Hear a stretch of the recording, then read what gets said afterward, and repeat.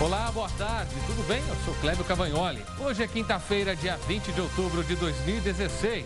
Você vai ver imagens ao vivo da capital paulista, de onde falamos para todo o Brasil e também para vários países pela Record News Internacional.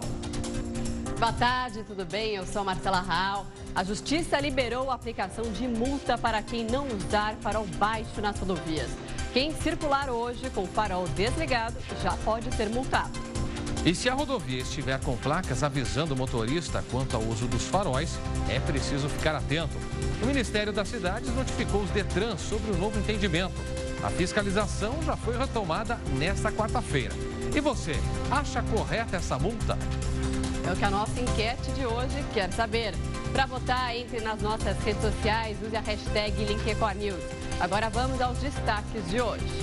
Após prisão, força-tarefa da Operação Lava Jato afirma que patrimônio de Eduardo Cunha é 53 vezes maior do que o declarado. Jogador de 16 anos da Portuguesa encontrado morto em piscina do clube na zona norte de São Paulo.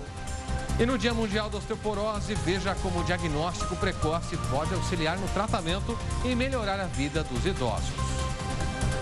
Divida a sua opinião com a gente, participe do nosso jornal, porque começa agora a segunda edição do Link Record News.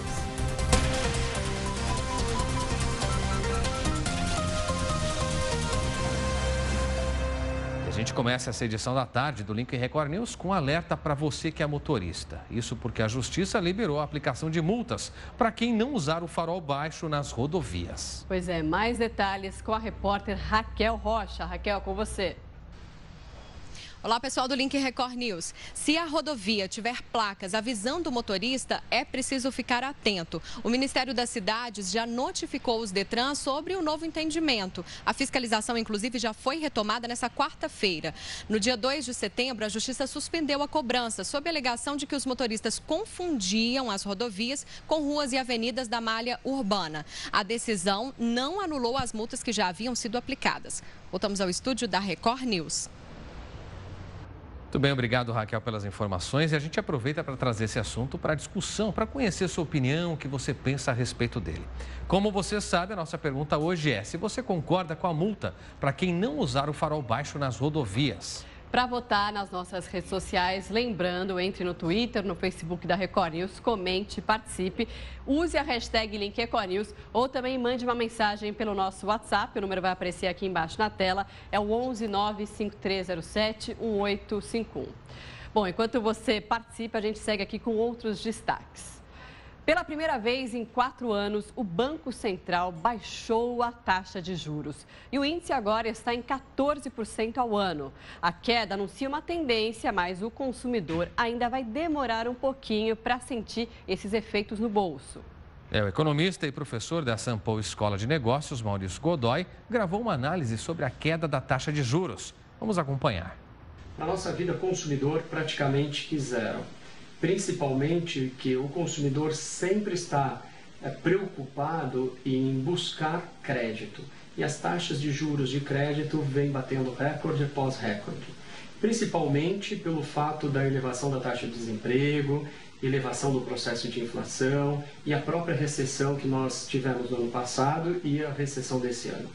Essa redução da taxa Selic deve trazer uma redução das taxas de juros de crédito apenas no momento em que nós tivermos a recuperação do mercado de trabalho e a confiança e a expectativa positiva na nossa economia. Dessa forma, o mercado de crédito ao consumidor será positivo apenas no segundo semestre ou terceiro trimestre do ano que vem. Essa taxa de juros ela afeta o nosso dia a dia, principalmente por ela ser a menor taxa de juros dentre a avaliação de 2 investimentos financeiros. Como assim?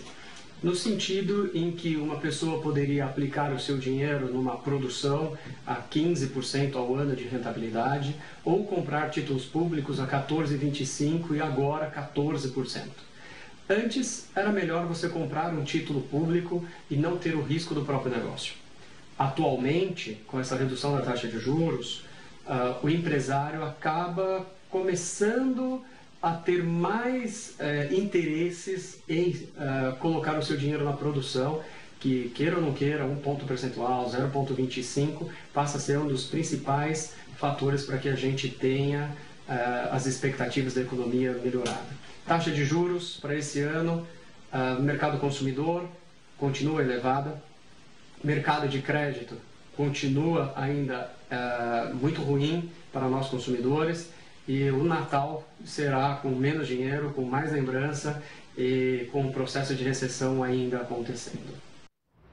O Ministério Público Federal em Minas Gerais denunciou 26 pessoas físicas e jurídicas pelo rompimento da barragem de Fundão da Samarco, em Mariana, na região central do estado. Os procuradores da República apresentaram a conclusão das investigações nesta quinta-feira em Belo Horizonte. Dentre as denúncias, 21 pessoas são acusadas de homicídio doloso, que é quando há intenção de matar.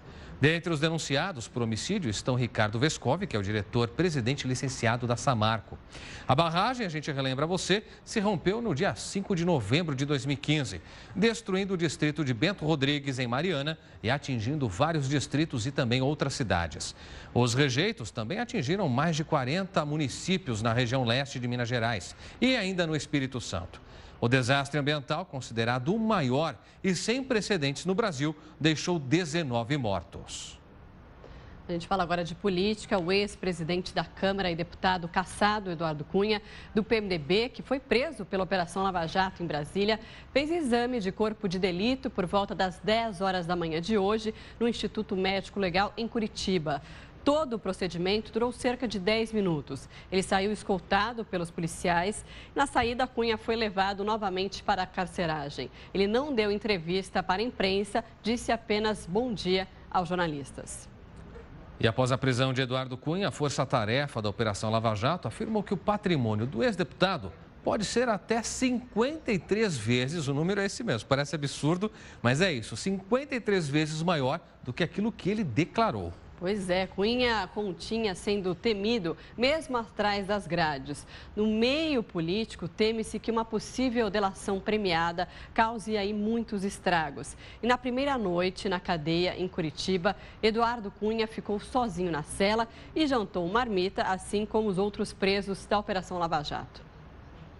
A cela onde Eduardo Cunha passou a noite tem 12 metros quadrados, sem luz no teto e com um buraco como vaso sanitário no chão. A Polícia Federal ainda não sabe quando vai ouvir Eduardo Cunha. Ele deve passar por exame de corpo de delito essa manhã no IML de Curitiba, um procedimento padrão para todo preso. Ele segue em uma cela isolada e, por enquanto, só pode falar com os advogados. Cunha foi preso na garagem do prédio, onde ainda mantém um apartamento funcional em Brasília. Ele seguiu de avião para Curitiba. Foi direto para a sede da Polícia Federal, entrou pela porta dos fundos e driblou o batalhão de jornalistas e alguns manifestantes. Fala, Cunha! Fala, Cunha! O Ministério Público Federal pediu a prisão de Cunha, alegando que existe o risco dele fugir do país, se aproveitando da cidadania italiana. Para o juiz Sérgio Moro, o ex-deputado continuou tentando atrapalhar as investigações, mesmo depois de perder o mandato. Na ordem de prisão, Moro disse que há indícios de que Eduardo Cunha teria se envolvido na prática habitual e profissional de crimes contra a administração pública.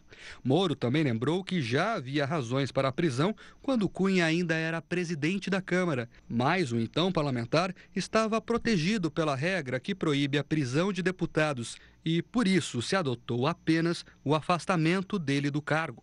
A defesa de Cunha discorda. Esse pedido de prisão ficou no Supremo por mais de 4 meses. O Supremo não decidiu, o que significa que não havia elementos para prender, porque um pedido de prisão é uma coisa urgente. E em menos de uma semana ele acaba sendo preso aqui sem qualquer fato novo. Por meio de um texto publicado em uma rede social, o deputado cassado classificou a ordem de prisão de decisão absurda, por se tratar de uma ação cautelar extinta pelo Supremo. Segundo a Lava Jato, Cunha recebeu propina de um contrato de exploração de petróleo na costa da África e usou contas na Suíça para lavar o dinheiro. Além da prisão, a Justiça bloqueou 8 carros do ex-deputado e também impediu que ele movimente 220 milhões de reais em patrimônio. A notícia da prisão espalhou um clima de tensão no Congresso. Para muitos parlamentares, Eduardo Cunha pode virar um homem-bomba, capaz de detonar outros políticos caso faça um acordo de delação premiada. Nós temos que fazer quase que um apelo ao Eduardo Cunha para ele falar tudo. para ele falar tudo, para ele dizer tudo. Ele tem cada vez menos poder, e muito pouco poder, mas ele tem um conjunto de informações muito valiosas, aquilo que chamam na gíria de homem-bomba. PSDB e PMDB, partido de Cunha, evitaram comentar a prisão. E o Planalto também tenta manter distância do caso. Eu não sou uma pessoa indicada para comentar este fato. Quem é a pessoa indicada? Preciso me abster de comentar. Restaram poucos aliados de Cunha para defendê-lo. É uma situação que entristece, não vou negar isso, até porque estaria faltando com a verdade, eu não falto com a verdade.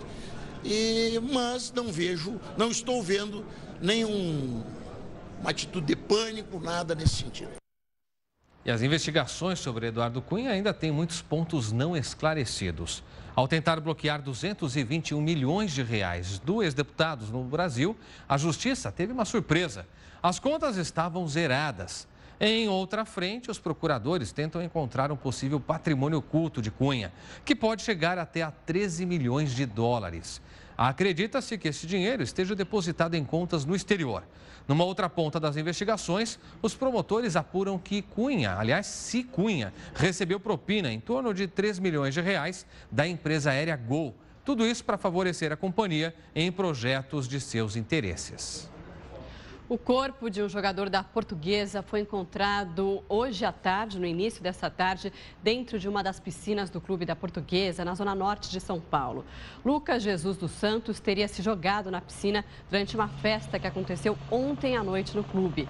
Ele passou mal e foi retirado da água por alguns colegas. Não se sabe como ele teria voltado novamente para a piscina. A polícia investiga esse caso. Amigos prestaram solidariedade ao jogador nas redes sociais. E no próximo bloco você vai ver a história de uma modelo brasileira que faz sucesso nos Estados Unidos. E ainda veja como foi o último debate entre os candidatos à presidência dos Estados Unidos. Tudo isso e muito mais é daqui a pouquinho. Até já.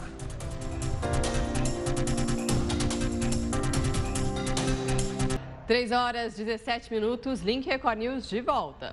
De volta com prestação de serviço para você e vamos saber agora como fica a previsão do tempo em todo o Brasil com a nossa colega Lidiane Sayuri.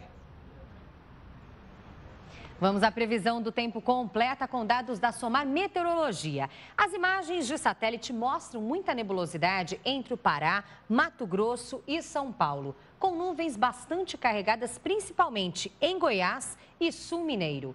Depois das fortes chuvas, o tempo volta a ficar firme lá no Rio Grande do Sul. Hoje chove em forma de pancada em grande parte do Brasil, que vai de Santa Catarina até a região norte. Tempo firme em toda a faixa amarela, que segue do Espírito Santo até o Ceará e também no norte de Rondônia. As temperaturas permanecem elevadas no Brasil. No Rio de Janeiro, a máxima pode chegar aos 38 graus. Em Cuiabá, apesar da chuva, faz muito calor, calor de 39. Já na região norte, faz 36 graus. Em Manaus e Macapá. No Nordeste, o tempo é bom para ir à praia, com 31 graus em Natal e 30 graus em Salvador. Na capital paulista, o sol ganha força e faz calor. A máxima chega aos 31 graus e volta a chover à tarde.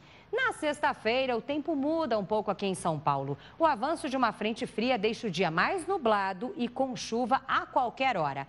Com isso, a temperatura apresenta uma queda, principalmente à tarde. Mínima de 19, máxima de 25 graus. Clébio, Marcela.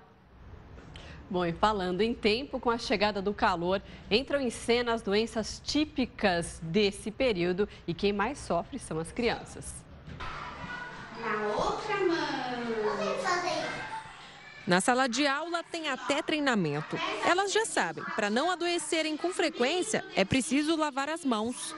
Toda vez que eu fico doente, eu tenho que lavar mais a mão. Eu já ensinei a meu pai e a minha mãe. Ensinou o quê? Eles lavar a mão.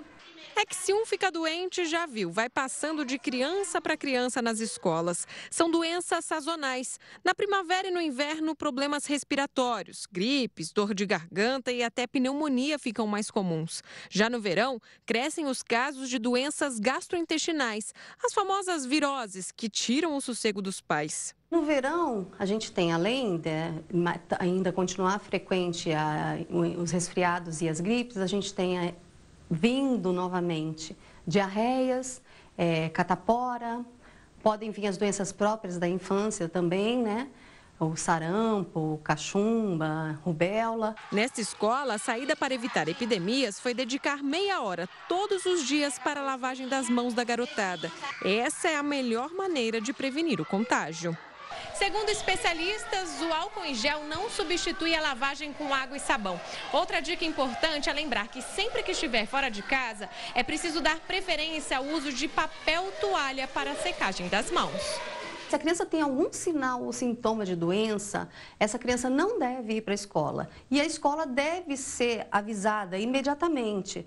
O hábito dos alunos tem ajudado bastante. Aqui, os recados para as famílias sobre crianças doentes têm diminuído, diz o coordenador. Mas a escola faz questão de alertar os pais sobre a possibilidade do filho estar com algum sintoma. Nós mandamos via e-mail e via agenda. E quando a criança é o foco, nós fazemos via telefone mesmo. É difícil, mas dá para evitar que a criançada vá parar no hospital toda hora. Jean que o diga, Júlia já ficou doente várias vezes. E ele prefere acreditar na conscientização das famílias para diminuir o problema. Criança doente são 12 horas em hospital, dor de cabeça, mais dor de cabeça uma semana para dar antibiótico. Então é complicado, é melhor segurar em casa do que passar para todo mundo. Bom, momento de interatividade agora no Link Record News. A gente vai falar sobre essa multa que voltou a ser aplicada do farol baixo, que é obrigatório, farol baixo nas rodovias de todo o país. Isso durante o dia. A multa, inclusive, vai começar a ser aplicada hoje. A gente pergunta para você se você concorda com essa multa e tem participação chegando via WhatsApp, né, Kleber? Vamos conhecer a sua opinião, então, por meio do nosso WhatsApp. A gente começa aqui com o Marciano de Ribeirão Pires, no ABC Paulista, que diz assim: sou contra essa multa. O país precisando de tantas outras coisas e o governo se preocupando em criar regras e leis que no fim só interessam a ele, já que vai gerar arrecadação. Registrada aqui a sua indignação, Marciano. Obrigado por participar. E o JL de Campinas, São Paulo, diz o seguinte: sim, é mais seguro para os motoristas. Espero também que essa lei continue e não façam como fizeram com a lei dos extintores. Obrigada, então, pela sua participação, JL, ele que se identificou dessa forma, Clébio. Isso aí, vamos então agora agradecendo, é claro, sua participação, a opinião que você emitiu por meio das redes sociais. Muito obrigado pelas mensagens. E agora, o fechamento da nossa enquete diante da pergunta se você é contrário ou favorável a esta multa. Sim ou não, você votou com a hashtag Link Record News. Resultado final está aqui. A maioria, então, se diz contrária. Você vê aí 57% dizendo que sim e 43% dizendo que não. Muito obrigado pelo seu voto. Amanhã tem uma nova enquete para que você participe e enriqueça a nossa discussão diante de assuntos importantes para o nosso país. Bom, agora é a hora do Fica a Dica aqui no Link. Você sabia que a língua inglesa é uma das mais faladas no mundo todo? É realmente necessário que se fale muito bem. Agora, já pensou em aprender um outro idioma para viajar ou criar oportunidades no trabalho? Bom, o professor Fábio traz algumas dicas para facilitar o aprendizado. Dá uma olhadinha aqui. Oi, pessoal do Link Record News. Aqui quem fala é o Fábio. Eu sou professor e proprietário de escola de inglês. Estou aqui com vocês hoje para passar umas dicas de como deixar o aprendizado do idioma mais fácil, mais leve, até mais divertido. Por exemplo, vou começar com uma palavra que eu julgo essencial para aprender o idioma, que é exposição. Você começa por filmes, por exemplo. Coloca o filme, o desenho ou a série que você assiste com áudio em inglês e a legenda em português. Já vai ajudar muito, você está sendo exposto ao idioma inglês ali. Uma outra coisa também, seus hobbies. Vamos dizer que você gosta de carros. Então, por que não ler um artigo sobre carros em inglês? Por que não ler um artigo de uma coisa que você gosta em inglês?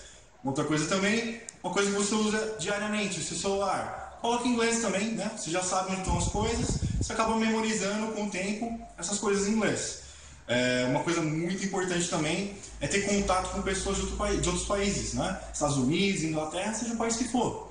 Mas você vai estar tendo contato com essa pessoa, né? Você vai arranjar um amigo em inglês. Uma coisa muito importante também, né?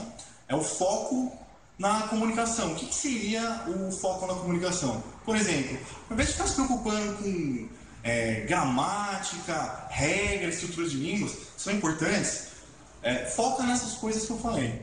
Por exemplo, você vai estar falando inglês com uma pessoa de fora. Você já está treinando o seu inglês muito mais do que ficar decorando listas, entendeu? Não que não seja importante, mas qual que é a sua intenção ao estudar inglês? Não é falar inglês? Então, por que está decorando uma lista? Qual é o tempo que você gasta decorando uma lista? Qual é o tempo que você gasta falando mesmo inglês? Pensa sobre isso, por favor. Então, por fim, quero dizer o seguinte, não há um método milagroso, mas também não precisa ser complicado. É só a gente se expor ao inglês, né? Lembra disso, exposição. Se você lembrar disso e praticar isso todo dia, você vai conseguir, tá bom? Obrigado, até mais. Muito bem, obrigado ao professor Fábio pelas dicas importantes para você. Portanto, preste atenção e aplique à sua vida. Bom, a gente convida agora a nossa colunista do Portal R7, Débora Bresser. Débora, boa tarde. O que você traz hoje de bom pra gente? Olá Marcelo, olá Clébio. Boa tarde, Débora. Olha, hoje quem foi vista foi a Angelina Jolie. Desde o anúncio lá do divórcio com o Brad Pitt, ela não era fotografada, ela não fazia nenhum tipo de aparição. Na verdade, ela foi flagrada dentro da casa dela, aquela coisa de paparazzi, com os filhos e o irmão dela. Então, foi a primeira vez que ela foi vista desde a separação e também, ao mesmo tempo, também circulou uma notícia de que o Brad Pitt teria podido ir visitar o filho mais velho, o Maddox, que parece que foi ali o pivô do pedido da separação, porque ele teria agredido o filho dentro do jatinho. Foram aquelas notícias meio desencontradas que rolaram na época do pedido de divórcio. E agora parece que sim, parece que o Brad já pôde visitar os meninos e tal. E a Angelina apareceu aí pela primeira vez de roupão, dentro de casa, na companhia dos meninos, né? Essa foto é bem simbólica, né? Dá a impressão de que eles estão ainda enfrentando, talvez, os traumas dessa separação, não? Eu acho que eles estavam ali. Quer dizer, é difícil da gente, né? É complicado. Ela ainda não foi vista passeando com eles, né? Exatamente. Quer dizer, a primeira cena que a gente tem dela aí pós-divórcio é essa, numa situação bem caseira, digamos assim, né? Agora, o filme da diva Elis está fazendo sucesso e repercutindo já, né? Pois é, olha, o filme vai estrear em novembro e o que chamou muita atenção, né, foi a divulgação do trailer, foi a performance da Andréa Horta, que faz a Elis Regina. E é um negócio impressionante, porque ela realmente está muito bem e as redes sociais repercutiram muito essa performance dela. Foi a primeira vez que apareceu, né? Foi a primeira vez que foi divulgado o trailer e teve uma repercussão imediata por conta exatamente dessa performance da Andréa Horta. Ela está impecável como Elis Regina. E ela é ótima já, né? Deve estar realmente melhor ainda. Ela já ganhou prêmios de melhor atriz por conta desse filme, né? Em festivais, a Andréa já recebeu aí o prêmio do Júri Popular, né, no Festival de Gramado. E pelo que a gente pôde ver no trailer que foi divulgado, né, ontem à tarde, já dá para perceber que ela tem razões para estar aí angariando esses prêmios, né? Ela realmente ficou muito parecida com a Elis. Ficou mesmo, estava olhando agora, dá até um... E o filme traz, quer dizer, querendo ou não, a trajetória da Elis Regina de fato, rende um filme, né? E o que a gente vê e o que a gente vai assistir no cinema, pelo jeito, não dá para perder, não. Vai ser bem legal. Assim. Muito bem, vamos aguardar a estreia. Obrigado, Débora. Amanhã tem mais, hein? Sexta-feira estamos aí para encerrar a semana. Vamos ver o que vai surgir. Tá certo, gente. Uma boa tarde a todos. Obrigada, até amanhã. O Link Record News faz agora, então, uma rápida pausa para os nossos apoiadores, mas volta em instantes com mais informações para você. Até já.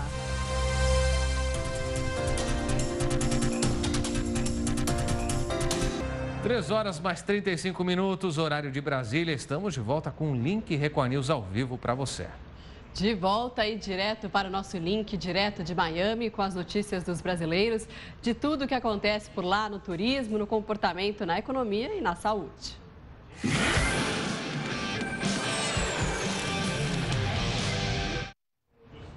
E para isso nós vamos então ao vivo a Miami conversar com a nossa colega, correspondente Tina Roma, para falar com ela sobre a história de uma modelo brasileira que faz muito sucesso. Tina, boa tarde para você. Conta essa história linda dessa garota que faz sucesso aí pra gente.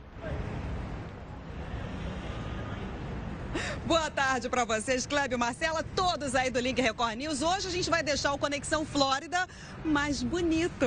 Sim, olha, Miami já tem muita gente bonita, principalmente na praia, desfile, né? E falando em desfile, algumas modelos brasileiras, aliás, modelos do mundo inteiro, têm optado por morar em Miami, porque é perto de tudo, é perto de Nova York, é perto da Europa, né? Onde acontecem os grandes desfiles, e por isso muitas modelos brasileiras estão morando aqui. Eu conversei com uma que faz muito sucesso. É a Juliana Imai. A gente vai conhecer agora.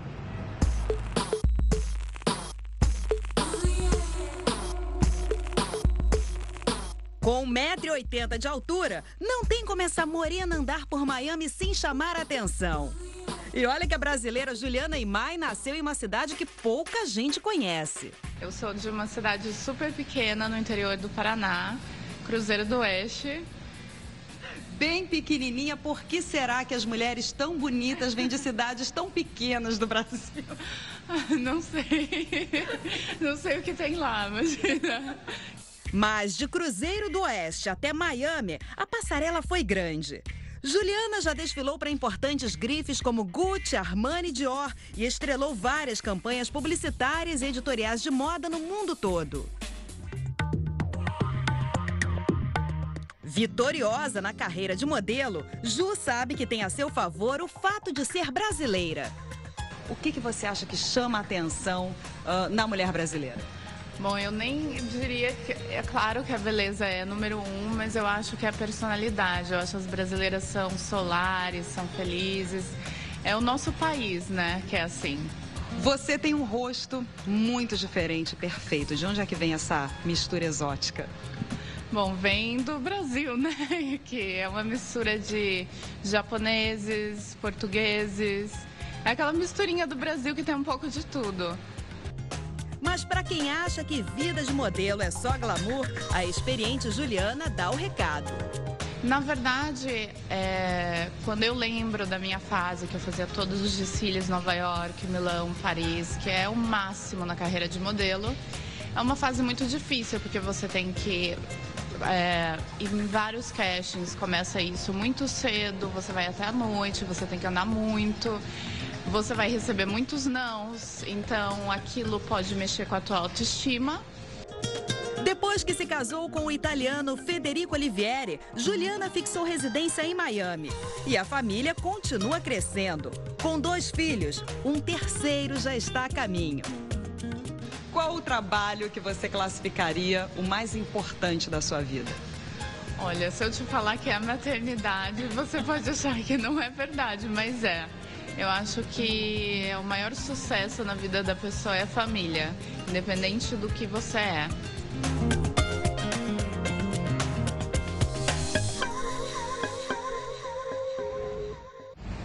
Obrigada, Tina, linda modelo, sucesso para ela aí nos Estados Unidos. Obrigada, até semana que vem. Até semana que vem, Tina. O Link Record News aproveita agora para fazer uma rápida pausa para os nossos apoiadores, mas volta já já.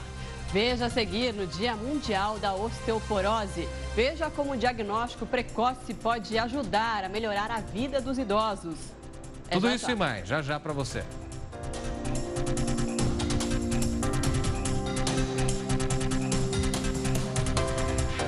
Link Record News de volta com mais informações para você. Para falar sobre a comunidade italiana do Brasil, que é a segunda maior no mundo. Só na capital paulista são 6 milhões de italianos e também descendentes. Em nenhum lugar seria melhor para receber um evento que reúne 40 chefes italianos e brasileiros.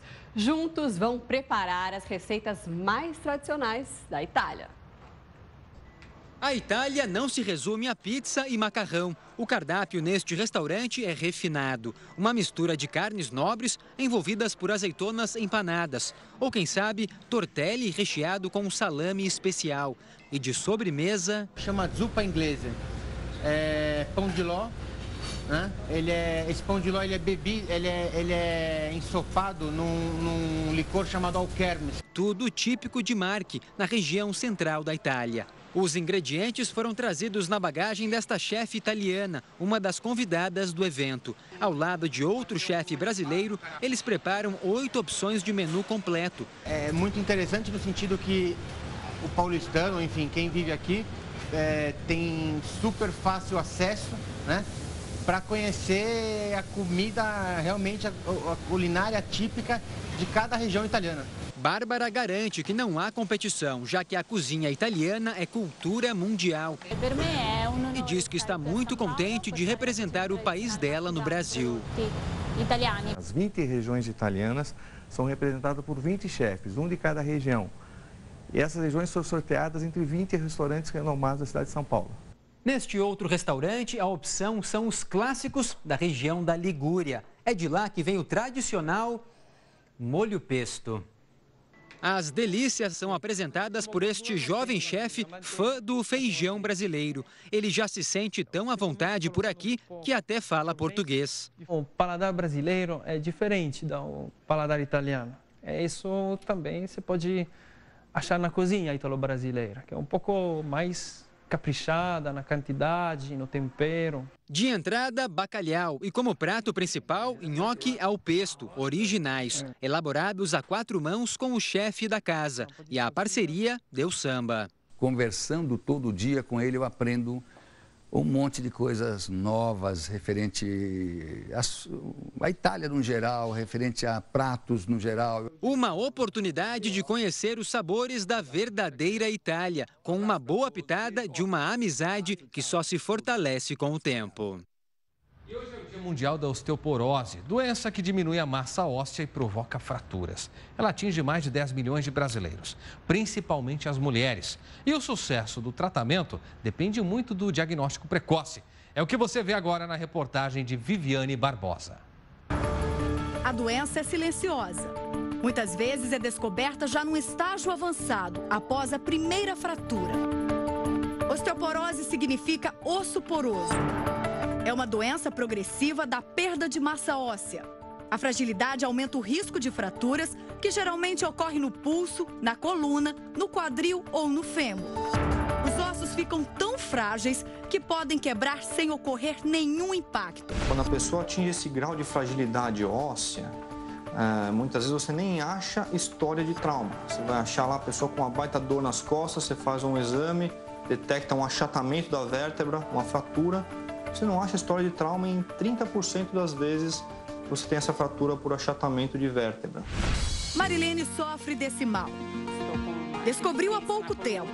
Ao fazer uma consulta de rotina, o médico pediu o exame de densitometria óssea e aí veio a notícia. Constatou que eu estava com uma deficiência no fêmur e uma deficiência na coluna, né? E agora eu descubro que eu estou com essa doença. Tenho até medo de tropeçar, cair, quebrar a perna. Ela é cabeleireira. Por ficar muito tempo em pé e fazer movimentos que exigem força, Marilene tem medo de provocar alguma fratura. Além de ficar em pé, eu puxo o cabelo, eu trabalho com força mesmo. Fico preocupada, né? Porque o osso parece que vai ficando furado, né? Segundo a Organização Mundial da Saúde, a osteoporose atinge 1 em cada 3 mulheres e 1 em cada 5 homens acima dos 50 anos. As mulheres estão mais propensas devido à diminuição da produção do estrógeno, que ocorre normalmente após a menopausa. O estrógeno, o hormônio feminino, é um grandíssimo mantenedor da integridade óssea. Então, na osteoporose, quando você tem aquela queda abrupta do estrógeno, muitas vezes você tem uma queda abrupta também na massa óssea, na densidade mineral óssea. E aí as mulheres ficam mais suscetíveis a terem osteoporose. No caso dos homens, você não tem essa queda abrupta, que você tem uma perda lenta e progressiva da massa óssea. A fragilidade óssea faz com que as pessoas se machuquem com frequência. No caso do idoso, a situação ainda é mais delicada. Segundo especialistas, de 30% a 50% desses pacientes que fraturam o fêmur morrem em menos de 1 ano. Uma pessoa que fratura o fêmur é uma pessoa que já está frágil e ninguém viu. Morreu porque ficou muito tempo acamada, e aí teve uma trombose na perna, uma embolia pulmonar. Morreu porque abriu uma ferida na pele. O que num jovem é só uma fratura, num idoso é um marcador de fragilidade. Mas os jovens também precisam ficar atentos. O melhor caminho ainda é a prevenção. Exposição ao sol nos horários permitidos para estimular a produção de vitamina D no corpo. exercícios físicos e o consumo de alimentos ricos em cálcio, como leite, queijos e iogurtes. Marilene conta que a alimentação dela deixa muito a desejar. Não é muito boa, né? Porque eu como fora, né? Não como todo dia em casa. Eu não sou de tomar leite, não sou de tomar iogurte, não sou de tomar queijo, eu como de vez em quando, né? Folhas eu também não sou de comer, porque fora não dá para se comer, a gente não sabe como que ela é lavada. Ela carrega outros fatores preocupantes. Tem casos de osteoporose na família e leva uma vida sedentária. Mas agora a Marilene sabe que precisa se cuidar. Não faço nenhum exercício, agora eu vou ter que arrumar um tempo para fazer uma caminhada, porque eu preciso me cuidar. Se exercitando, você vai estar estimulando a formação de massa óssea. Esse é o principal fator. Agora, olha só que história bacana. 2 irmãos conseguiram se encontrar graças às redes sociais em Belo Horizonte. É, Marcela, e olha, um reencontro que foi muito emocionante e que demorou 70 anos para acontecer. Dá uma olhadinha. Aos 95 anos, Dona Josefa se prepara para um importante dia. Ela se arruma e não esconde a felicidade. Eu tenho muita alegria. Eu posso não conhecer porque eu via ele, eu era pequena. Quando tinha 25 anos de idade, ela se casou e, junto com o marido, resolveu se mudar da Bahia para Minas Gerais, deixando para trás os pais e 6 irmãos. O casal teve 3 filhos e nunca mais voltou para a terra natal. Como não tinha telefone, Dona Josefa perdeu completamente o contato com os parentes. Mas há 2 meses, Gisele, uma das netas, foi surpreendida pelos familiares em uma rede social. Eles acharam a gente através do Facebook, né? E a gente começou a cruzar informações e descobriu toda a parentela. Foi aí que Dona Josefa descobriu que dos 6 irmãos que ela deixou na Bahia, apenas um está vivo e mora no Paraná. Foi um dia inteiro de viagem. Vamos dar a volta aqui para a gente conhecer o seu Antônio também? Ele que está do outro lado aqui. A gente vai agora acompanhá-lo devagarzinho. Já está esperando o senhor lá, viu, seu Antônio? Certo. Tá ansiosa lá para encontrar o senhor também, viu? O encontro foi emocionante. Tá feliz, Dona Josefa, de encontrar o irmão? Tô, graças a Deus. Esperava encontrá-la de novo depois de tanto tempo? Esperava. A família toda finalmente se reuniu na sala da pequena casa onde Dona Josefa mora. Os irmãos sentados lado a lado no sofá. Há muitas coisas para serem ditas, afinal, são 70 anos sem se ver. Tu tá feliz com esse encontro?